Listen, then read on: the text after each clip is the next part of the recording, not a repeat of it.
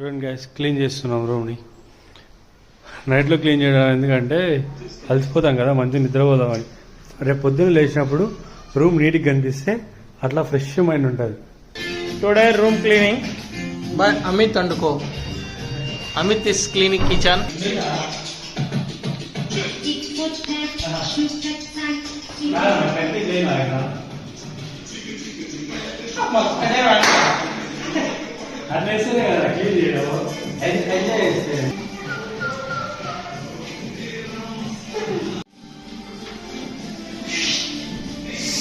ఊపుతో పని చేయాలి. అమిత్ కూడా ఊపుతో పని చేస్తున్నాడు, స్టార్ట్ చేసినాడు ఇప్పుడే. నేనున్నా కదా మీకు ఎంటర్టైన్మెంట్.